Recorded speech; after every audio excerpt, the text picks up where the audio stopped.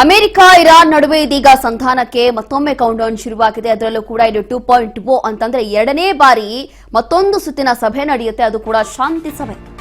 ಇಸ್ಲಾಮಾಬಾದ್ನಲ್ಲಿ ಮತ್ತೊಂದು ಸಭೆ ನಡೆಯುತ್ತೆ.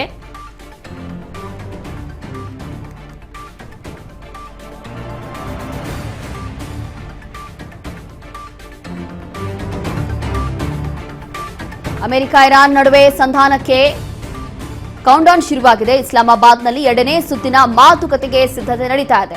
2 ದಿನದಲ್ಲಿ ಸಂಧಾನ ಸಭೆ ನಡೆಯುವಂತ ಸಾಧ್ಯತೆ ಇದೆ.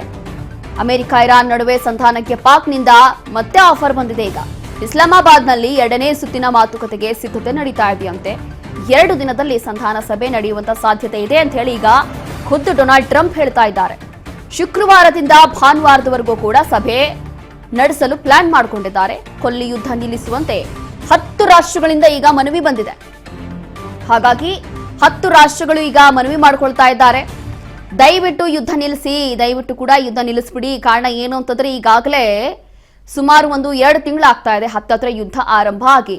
2 ತಿಂಗಳಲ್ಲಿ ಎಲ್ಲವೂ ಕೂಡ ಅಲ್ಲೋಲ ಕಲ್ಲೋಲ ಆಗೋಗಿದೆ. ಇಲ್ಲಿ ಕೇವಲ ಇರಾನ್, ಅಮೆರಿಕ, ಇಸ್ರೇಲ್ ಅಷ್ಟೇ ಅಲ್ಲ, ಎಲ್ಲಾ ರಾಷ್ಟ್ರಗಳಲ್ಲೂ ಕೂಡ, ಪ್ರತಿಯೊಂದು ರಾಷ್ಟ್ರಗಳಲ್ಲೂ ಕೂಡ ಬೇರೆ ಬೇರೆ ವಲಯಗಳಲ್ಲಿ ಬಹಳಷ್ಟು ಹೊಡೆತ ಬೀಳ್ತಾ ಇದೆ, ಬಹಳಷ್ಟು ಎಫೆಕ್ಟ್ ಆಗ್ತಾ ಇದೆ. ಹಾಗಾಗಿ ಈಗ ಟೋಟಲ್ ಈಗ 10 ರಾಷ್ಟ್ರಗಳಿಂದ ಮನವಿ ಬಂದಿದೆ. ಏನು ಅಂತಂದ್ರೆ ಆದಷ್ಟು ಬೇಗ ಯುದ್ಧವನ್ನ ನಿಲ್ಲಿಸ್ಬಿಡಿ ಸಾಕು ಅಂತ ಹೇಳಿ ಮನವಿ ಮಾಡಿಕೊಂಡಿದ್ದಾರೆ. ಹಾಗಾಗಿ ಡೊನಾಲ್ಡ್ ಟ್ರಂಪ್ ಅವರು ಈಗ ಖುದ್ದು ಇದ್ರ ಬಗ್ಗೆ ಮಾಹಿತಿಯನ್ನ ಕೊಟ್ಟಿದ್ದಾರೆ. ಇಸ್ಲಾಮಾಬಾದ್ನಲ್ಲಿ ಮತ್ತೊಂದು ಹೈ ವೋಲ್ಟೇಜ್ ಸಭೆ ನಡೆಯುತ್ತೆ.